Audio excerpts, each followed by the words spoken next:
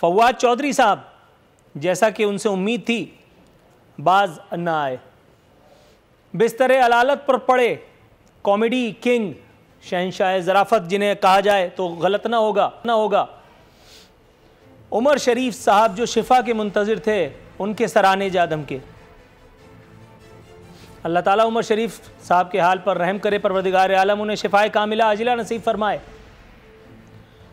लेकिन फवाद चौधरी साहब को भी ज़रा ख्याल करना चाहिए था। वो अहले खाना जो शिफा के मुंतज़िर उमर शरीफ साहब के लिए शिफा के मुंतज़िर थे, एयर एम्बुलेंस की इजाज़त के मुंतज़िर थे, वीज़े के इंतज़ामात के लिए हुकूमती फैसिलिटेशन के मुंतज़िर थे, शूमी किस्मत एयर एम्बुलेंस की जगह उड़ान भरते हुए, परवाज़ करते हुए हज़रत फवाद चौधरी साहब वहाँ नाजिल हो गए।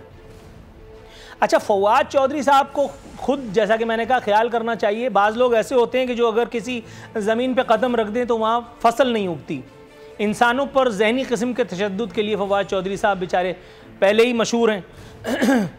अजीब किस्म के बयानात, उनकी अजीब व गरीब किस्म की हरकत जो किसी तौर भी सियासी तो बहरहाल नहीं कहलाई सकती, वो उनकी पहचान है। पल पल बदलती उनकी सियासी वफ़ादारियाँ, कभी यहाँ और कभी वहाँ। कभी बिलावल साहब के लिए अच्छे अच्छे कलिमात कहते हैं, कभी गिलानी साहब के लिए, जैसा मैंने पिछली एपिसोड में भी आपको बताया था गिलानी साहब को उन्होंने क्या कुछ नहीं कहा। उसके बाद में गिलानी साहब ने उनको खूब नवाजा।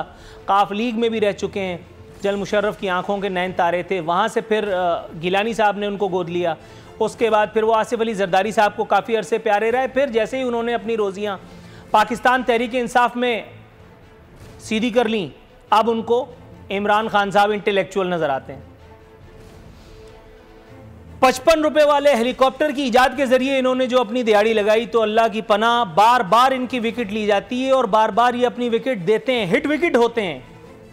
दूसरी मरतबा इनको इंफॉर्मेशन मिनिस्टर लगाया है और हर मरतबा ये मीडिया के गले पर कोई ना कोई अजाब लेकर के आते हैं। इस मरतबा भी मीडिया डेवलपमेंट अथॉरिटी का बिल इनकी हसरत है कि लेकर के आएँ, लेकिन इंशाअल्लाह ताला इनकी जिस तरह से दीगर हसरतें पूरी नहीं हुई, उसी तरह से ये भी अधूरी ही रह जाएगी।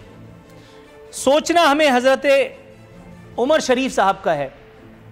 उमर शरीफ साहब पर इस वक्त क्या गुजर रही होगी, उनकी अहलिया, उनके अहल खाना जो उमर शरीफ साहब को एक मरतबा फिर से एहतियाब देखने की मुतमन्नी है, उनके सराने अगर आप फवाद चौधरी साहब, उनको ले जा करके आपने उमर शरीफ साहब के सराने खड़ा कर दिया। अल्लाह ताला रहम करे। सरकार जो है वो मेडिकल बोर्ड बना करके चील उड़ी खेलने में मशगूल है।